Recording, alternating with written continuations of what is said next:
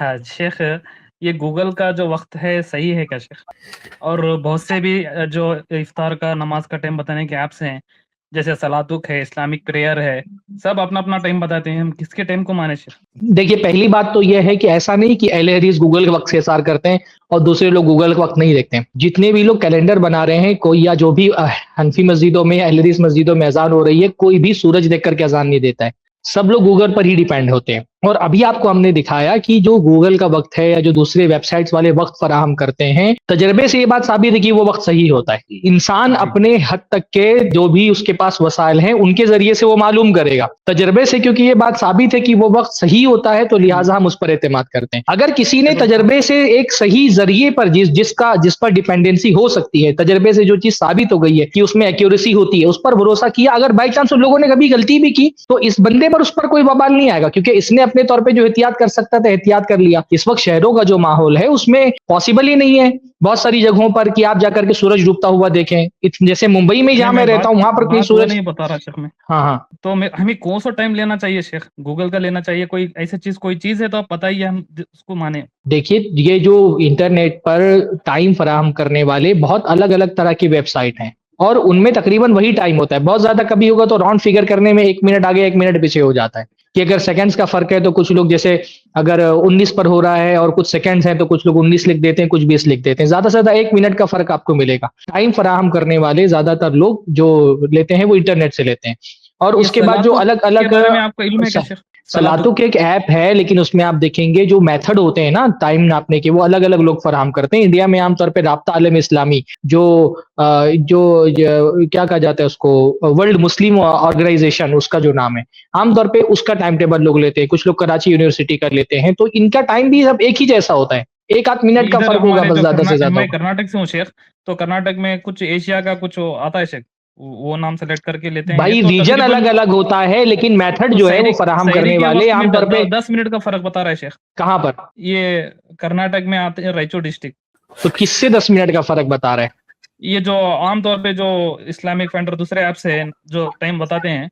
देखिए, ऐप्स तो सिर्फ आपको ऐप्स जो है ना वो आपको सिर्फ किसी तंजीम का टाइम फराहम करते हैं। तो इंडिया में आमतौर पे पहले कराची यूनिवर्सिटी का टाइम चलता था, जो लोग टाइम टेबल उन्होंने बना करके रखा है। आजकल इंडिया में वर्ल्ड मुस्लिम ऑर्गेनाइजेशन जो राब्ता आलम इस्लामी है, उन लोगों का बनाया हुआ टाइम टेबल हर जगह होता है, वही चलता है।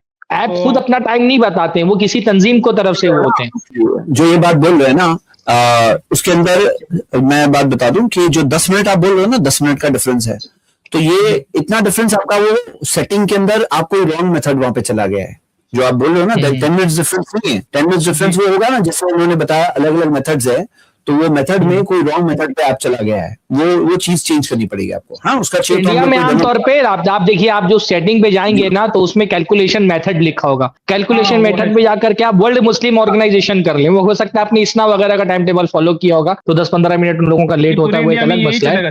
पूरी इंडिया में आमतौर पर राब्ता आलम इस्लामी वालों ही का टाइम टेबल चलता है, वो लोग टाइम टेबल बनाते हैं। ठीक है, मुझे यही चाहिए था, क्या लूं मैं, वो चाहिए था मुझे। बारकल्लाह फीक।